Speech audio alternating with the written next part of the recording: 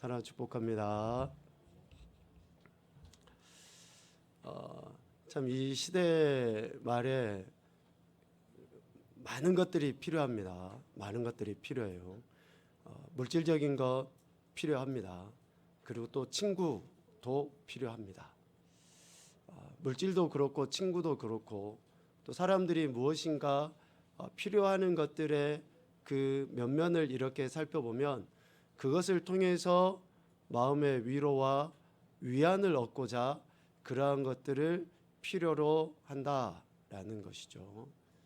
그래서 이 시대 말에 많은 사람들은 위로가 필요하다라고 이야기합니다. 위로가. 그런데 하나님께서는 이스라엘 백성들에게 분명히 말씀하셨거든요. 지금 이스라엘 백성들이 처한 상황은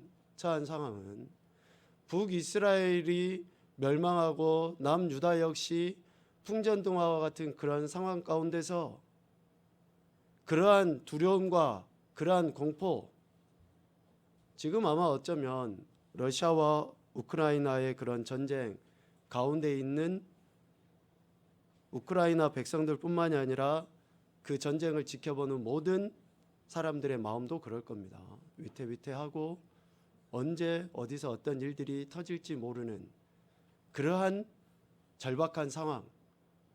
이사야 선지자가 활동할 때의 당시의 모습을 이렇게 말씀을 드리는 겁니다.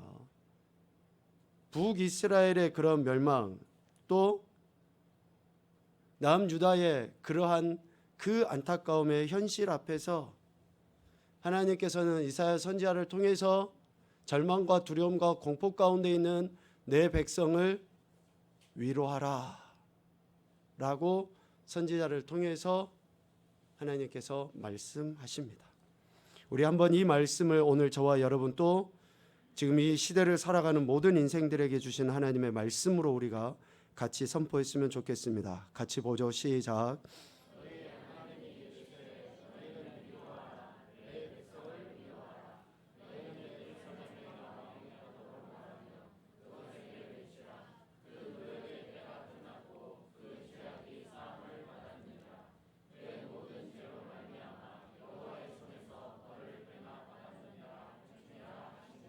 아멘. 할렐루야. 지금 이 시대에 하나님께서 이사야 선지자를 통해서 선포해 주신 것과 같이 하나님의 위로가 절실히 필요한 때이다 라고 할 수 있습니다. 여기서 위로하다, 위로라는 그 히브리어는 나함입니다. 나함. 이 나함이라는 단어는 깊이 숨을 내쉬다 라는 뜻이 있다 그래요. 그 단어에서 유래하여 위로하다, 또 어떤 번역은 후회하다, 뭐 이런 그런 의미도 있습니다. 깊이 숨을 내쉬는 거예요. 깊이 숨을 내쉬는 거.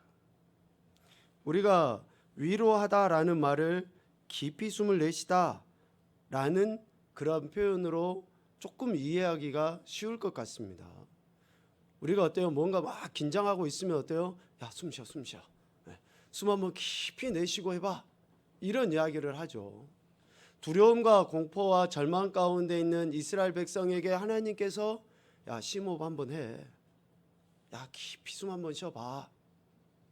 하나님의 위로하심이 지금 이스라엘 백성에게 오늘 우리에게 숨을 깊이 들어 마시고 깊이 한번 내쉬는 이런 것을 통해서 우리의 영과 우리의 육과 우리의 삶을 하나님께서 다시 한번 일으켜 세워주시려 한다라는 것이죠.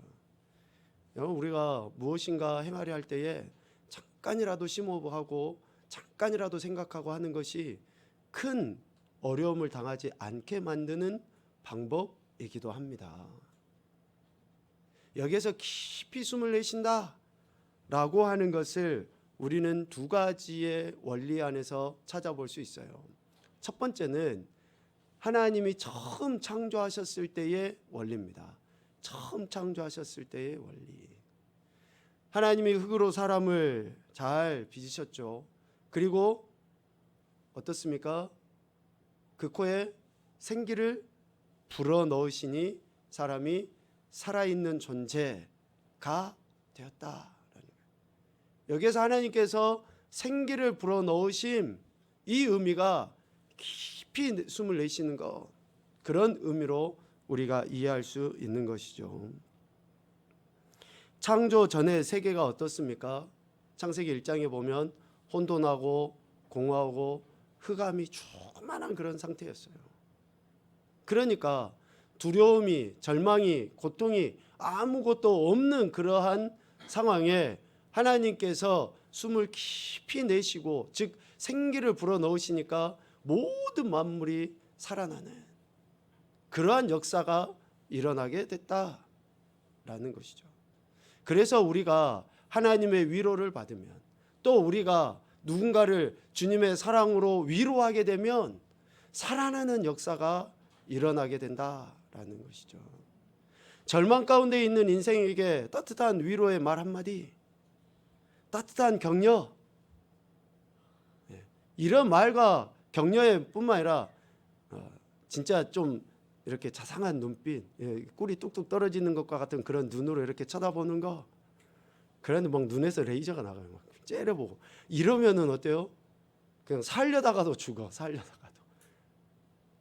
그래, 사랑스러운 그런 눈빛으로 보고 따뜻한 위로의 말 한마디가 그의 영혼을, 그의 삶을 살리는 거죠. 하나님이 우리를 그렇게 살리심처럼 그렇습니다. 그리고 또 하나 보면 예수님께서 십자가에 못 박혀 죽임 당하시고 부활하셔서 어떻습니까? 두려움과 공포 가운데 있는 제자들에게 찾아오십니다. 예수님이 잡혀서 죽임을 당했으니 예수님을 따르는 로마 군병들 입장에서 보면 예수의 쫄개들은 다 잡아서 죽여버려야 돼 라는 그런 생각을 했을 거 아닙니까? 그래서 예수님이 십자가에서 못 박혀 죽임 당하셨을 때 제자들은 뿔뿔이 흩어져서 다 자기 갈 길로 가버린 거예요. 그러한 두려움과 그러한 절망, 그러한 공포 가운데 있는 그들에게 예수님이 찾아오셔서 깊이 숨을 내쉽니다. 깊이 숨을 내셔요. 요한복음 20장 말씀에 보면, 요한복음 20장 말씀에, 우리 앞에 있으니까 바로 한번 찾아봅시다. 요한복음 20장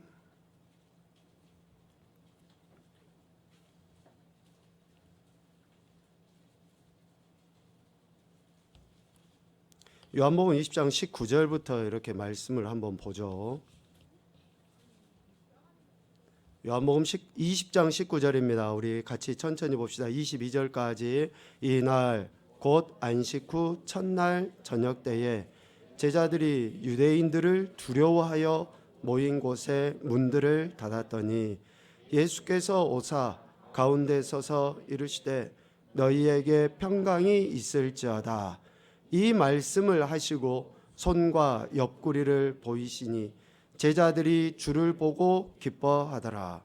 예수께서 또 이르시되 너희에게 평강이 있을지어다. 아버지께서 나를 보내신 것 같이 나도 너희를 보내노라. 이 말씀을 하시고 그들을 향하사 숨을 내쉬며 이르시되 성령을 받으라. 아멘. 예수님께서 두려워 떨고 있는 제자들 가운데 나타나셔서 야, 평안해라.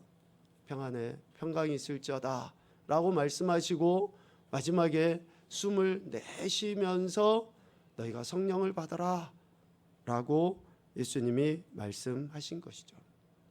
그래서 숨을 내쉰다라고 하는 것의 첫 번째 원리는 창조에 있고요.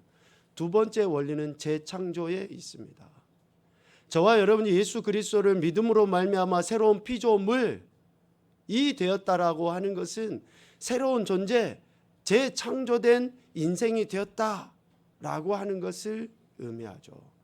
그러니까 처음 하나님께서 우리를 흙으로 만드셔서 생명이 된 그 존재 자체의 문제가 아니라 이제는 우리 안에 성령 하나님이 거하심으로 말미암아 새로운 피조물로서의 제2의 새로운 창조물로서의 피조물로서의 삶을 살아가는 존재가 오늘 우리다. 왜 이렇게 될 수 있습니까?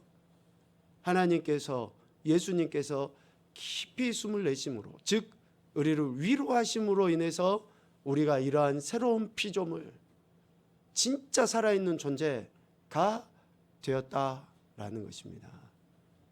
오늘 우리도 진정 위로가 필요합니다. 예수님을 믿고 있습니까? 하나님이 우리를 위로해 주시는 게 확실합니까? 날마다 우리는 주님의 위로를 구하고 주님께서 우리에게 부어주시는 그 은혜를 공급받지 않으면 우리도 이 세상 한가운데서 두려움과 공포와 절망과 그 어둠 속에 창세기에 처음 하나님이 창조하기 이전의 모습을 말씀해 주신 것 같이 혼돈하고 공허함이 흑암이 가득한 그러한 우리의 인생 가운데 우리는 살아갈 수밖에 없다라는 것이죠. 그래서 오늘 우리는 주님이 필요합니다. 주님만 바라봐야지 됩니다. 그 주님으로부터 공급되는 위로함이 있을 때에 우리는 진짜 아름다운 삶을 살아가게 된다라는 것이죠. 오늘 여전도의 헌신 예배를 드리는데 우리 여성분들이 할 수 있는 어쩌면 최고의 은사가 위로가 아닌가라는 그런 생각을 해봅니다.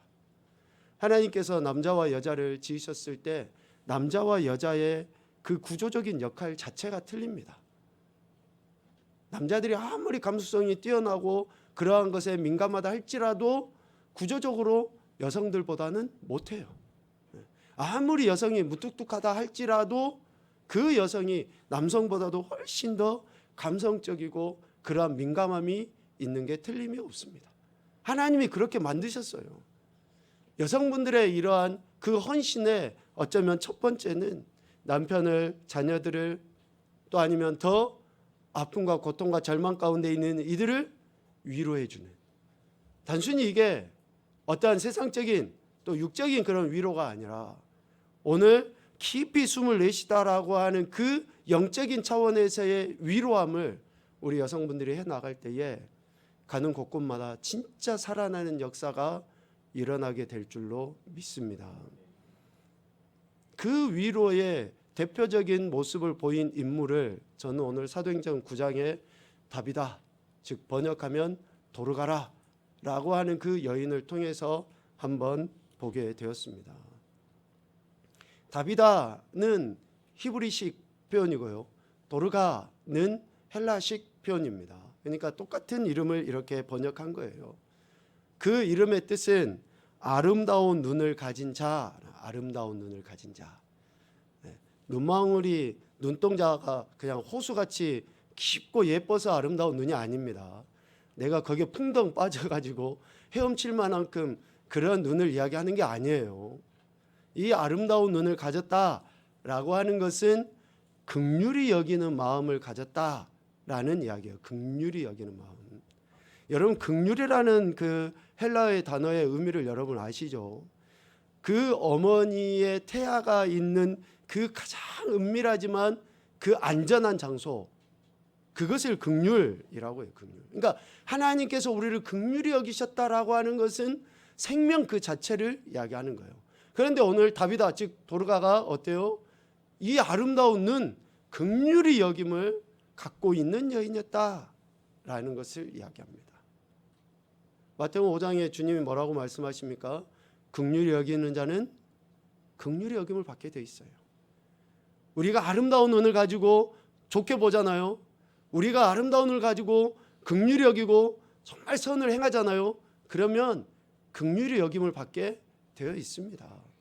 내가 누군가에게 긍휼을 베풀잖아요. 그러면 반드시 하나님께서는 내가 다시 긍휼히 여김을 받을 그러한 처지에 긍휼히 여김을 받을 수 있도록 하나님께서 역사해 주시는 거예요. 오늘 다비다의 모습이 그렇습니다. 긍휼히 여기는 그런 마음을 가지고, 아름다운 마음을 가지고 헌신한 그 여인의 모습으로 오늘 다비다를 이야기하고 있죠. 그런데 다비다는 여제자였다라고 오늘 본문 9장에서 이야기를 합니다. 옆바에 다비다라는 여제자가 있으니라고 해요. 여제자. 제자는 훈련된 사람이죠. 믿는 자리를 넘어서 적극적으로 복음을 전하는, 또 선을 행하는 그러한 자리까지 나아가는 자를 우리는 제자라고 이야기합니다. 단순히 예수님에 대해서 아는 정도의 문제가 아니라 예수님을 자신의 구원자와 왕으로 삶의 모든 것으로 고백하고, 즉 믿고 따르고 전하는 자의 삶을 살아가는 자를 제자라고 이야기합니다. 그래서 마태복음 28장에 제자는 이러해야 된다라고 마지막 주님께서 분명하게 명령하신 것도 우리는 알고 있습니다. 오늘 다비다 즉 도르가는 이러한 제자로서의 삶을 살았어요. 그런데 그녀의 삶의 행태가 좀 어땠을까? 추측컨대 39절 말씀에 보면 39절 말씀을 통해서 볼 때에 다비다는 과부가 아니었을까라고 대부분 학자들이 추측을 합니다. 과부. 모든 과부가 베드로 곁에 서서 울며 도르가가 그들과 함께 있을 때에, 그러니까 남편이 있고 자식이 있었으면 그렇게 가정 안에 있었을 텐데 도르가가 과부였기 때문에 다른 과부들과 어울려서 이러한 일들을 했다라고 지금 그 과부들의 증언을 통해 우리가 알 수 있는 것이죠. 그러니까 자신도 과부이었음에도 불구하고 다른 사람들의 속옷과 겉옷을 지어 입힐 정도로 선행과 구제하는 일에 열심이었던 그 여제자 다비다에 대해서 지금 이야기를 하는 거죠. 자신의 형편이 결코 녹록지 않았음에도 불구하고 이러한 선행과 구제에 힘썼던 것. 근데 실질적으로 우리가 어떤 구제나 선행을 하는 것은 물질의 많고 적음과는 딱히 관계가 없습니다. 물질이 많은 사람이 물론 액수는 좀 크게 하려는지 모르겠습니다. 그러나 그 액수의 차원과 결코 상관이 없는 것을 알 수 있어요. 마음에 달려 있습니다. 잠언 11장 24절 25절 말씀 우리 한번 보겠습니다. 시작.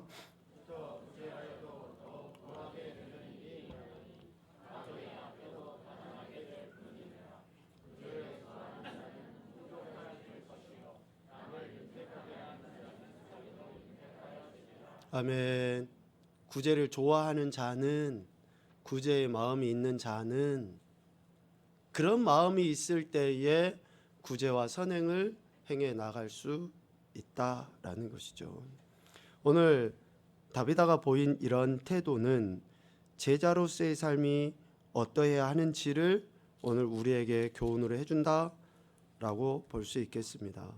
자신의 상황, 처지, 환경에 상관없이 제자로서 예수 그리스도 앞에 어떠한 삶의 태도를 보여야 하는지, 주님의 명령에 순종하고 선을 행하는 것, 구제하는 일을 멈추지 않는 것, 자신이 감당해야 할 사명을 충성되이 감당하는 그런 모습이 오늘 다비다의 모습이었다라고 이렇게 할 수 있습니다. 그런데 오늘 본문에 보면 이렇게 다비다가 도르가가 선행과 구제하는 일이 심히 많았음에도 불구하고 37절 그때에 병들어 죽음에, 선행과 구제하는 일이 심히 많았음에도 불구하고 원치 않는 병이 들어서 죽기까지 한다라는 거예요. 참 하나님 불공평하지 않습니까? 과부로서 그렇게 봉사하고 구제하고 선행을 행했으면 조금이라도 더 아프지 않고 좀 더 잘 사람들이 부러워할 만큼의 삶을 좀 살게 하시지 왜 병들어서 죽게 하십니까? 우리가 그런 생각을 할 수 있어요. 그런데 여러분, 누차 이야기하지만 우리 인생은 태어나면 죽게 돼 있어요. 언젠가는 죽음의 관문을 다 통과하게 되어 있습니다. 결코 죽지 않을 수 있는 인생은 없어요. 오늘 도르가 역시 하나님의 그 때에 생을 마치게 된 거죠. 그것도 병들어서. 우리는 선을 하고 또 구제를 하면 좋은 일만 생길 것이라고 생각합니다. 좋은 일이 생기기도 하겠지만 그렇지 않을 수도 있습니다.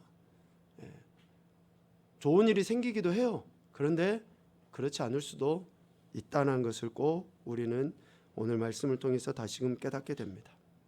그러나 한 가지 분명한 것은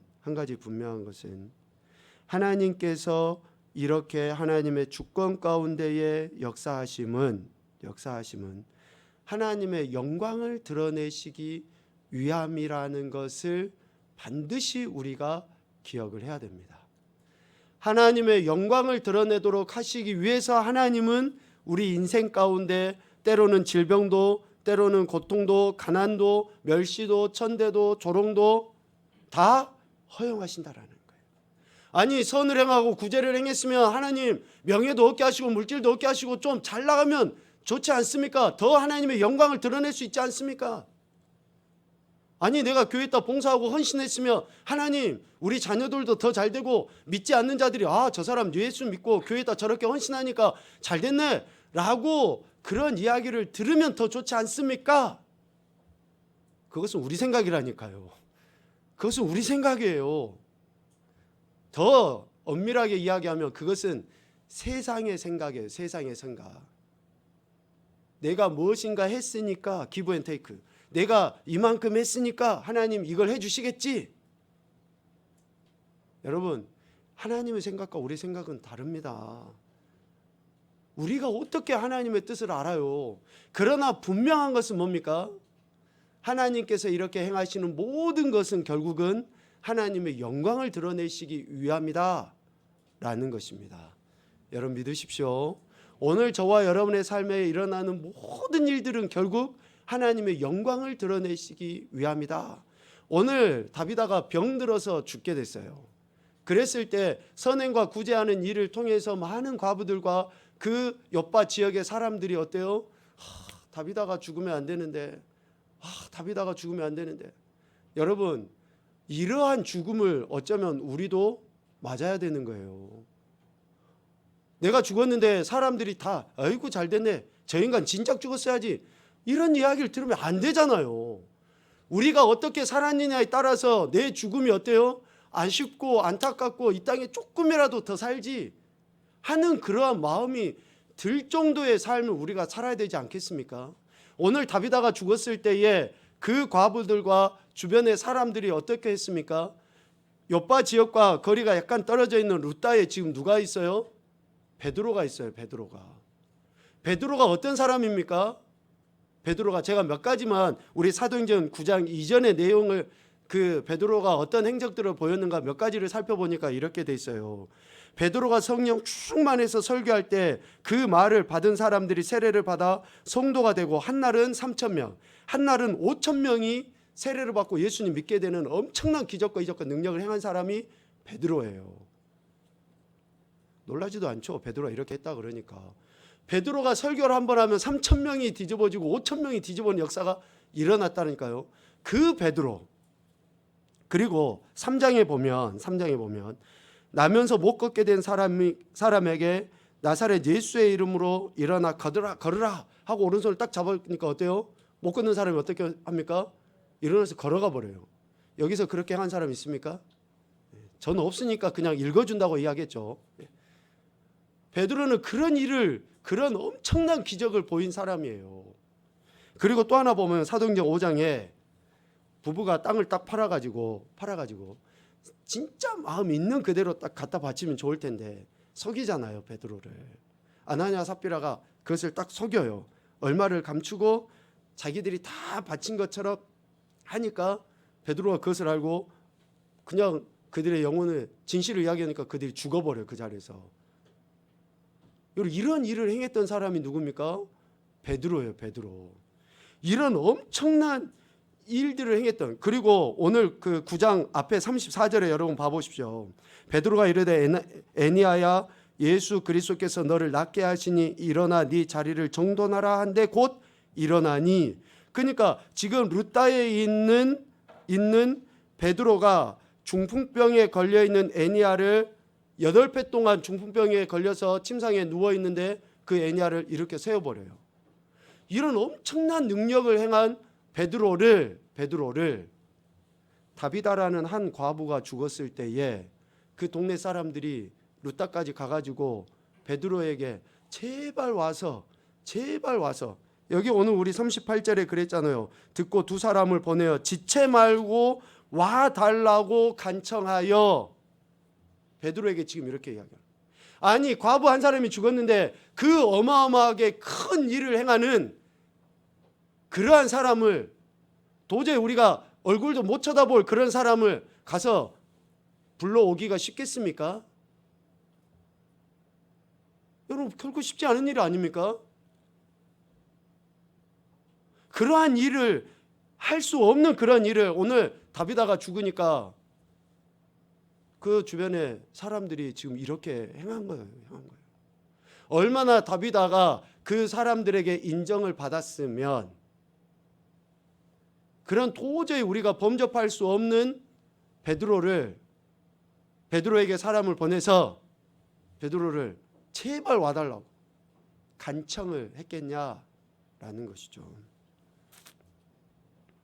그만큼 다비다가 선행과 구제하는 일들이 진정성이 있었고, 또 그 다비다의 모습에 요파 사람들의 마음에 진짜 깊은 감동, 위로를 받았기 때문에 이러한 일이 가능한 게 아닌가라는 것이죠.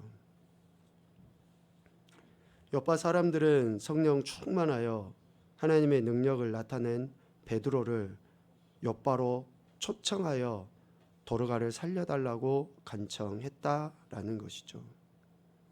이렇게 베드로를 청함으로 인해서 선행과 구제하는 일이 많았던 다비다가 병들어 죽게 됐어요. 안타깝죠. 그런데 병들어 죽은 것은 안타깝지만 이러한 능력이 많은 베드로를 요바로 초청한 사건이라든지, 그리고 베드로가 요바에 와서 오늘 본문에 보면 어떻습니까? 40절에 시체를 향하여 이르되 다비다야 일어나라 하니 그가 눈을 떠 베드로를 보고 일어나 앉는지라. 죽은 다비다를 베드로가 살리는 그러한 그 역사가 일어나게 됐다라는 것이죠. 그리고 결국 어떻습니까? 오늘 42절에 온 요파 사람이 알고 많은 사람이 주를 믿더라. 아멘입니까? 한 여인의 이러한 선행과 구제, 헌신, 또 연약한 자들을 위로했던 것이 결국 자기 자신이 위험과 어려움과 고통과 또 심지어는 죽기까지 하겠죠. 그러한 것으로 끝나는 것이 아니라 그 많은 사람들이 다시금 하나님께 영광 올려드리게 되는, 진짜로 또 예수님을 믿게 되는 이러한 엄청난 일이 일어나게 되었다라는 것이죠. 오늘 우리가 그래서 어떤 삶을 살아가야 되는가라는 것은 분명합니다. 사람들이 알아주든지 알아주지 않든지 진짜 내가 주님 앞에서 어떤 삶을 살아가고 있는지를 내 자신을 생각해 가면서 살아가야 된다라는 것이죠.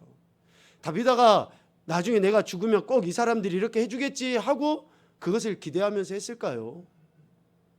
오늘 우리의 삶은 하나님 앞에서의 삶인 줄로 믿습니다. 하나님이 지금 나를 바라보고 계실 때 내가 진정성 있게 하나님을 사랑하고 또 하나님이 사랑하는 자들에 대한 그 긍휼의 여김을 가지고 내가 살아가고 있는가? 진짜 헌신은 그거 아닙니까?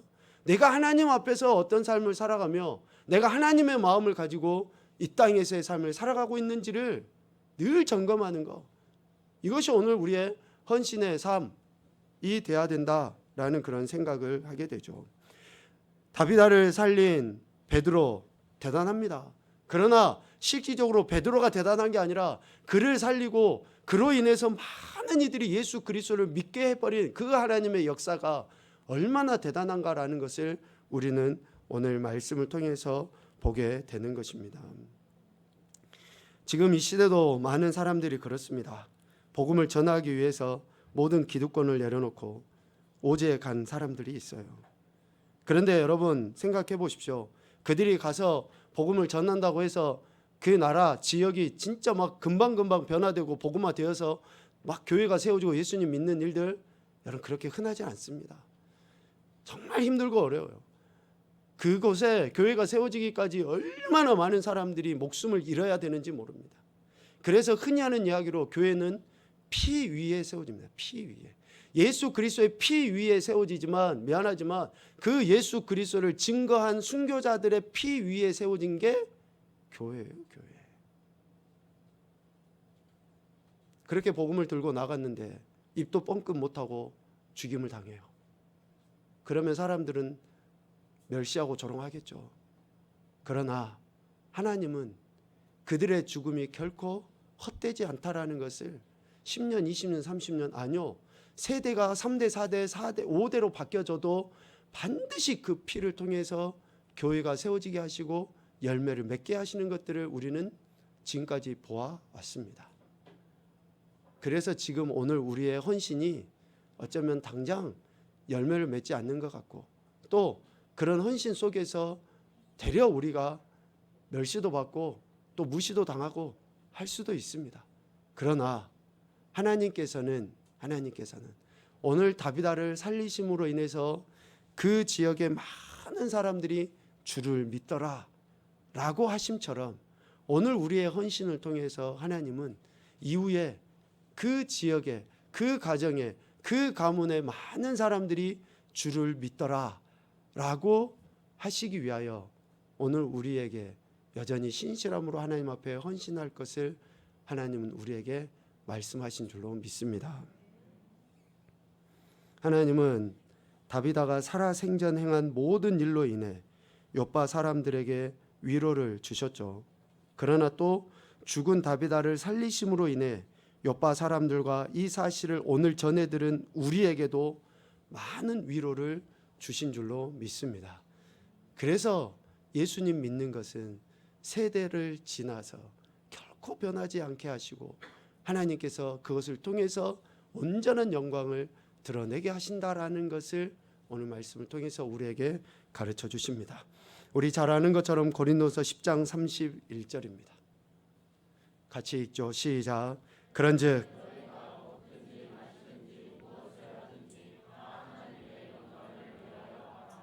아멘. 저와 여러분이 하나님 앞에서 진정 하나님의 영광을 위해서 행해 나아갈 때에 하나님께서는 그것을 결코 잊지 아니하시고 우리의 영혼과 또 우리의 삶에 하나님 주신 참된 위로와 평안, 기쁨의 은혜를 주실 줄로 믿습니다.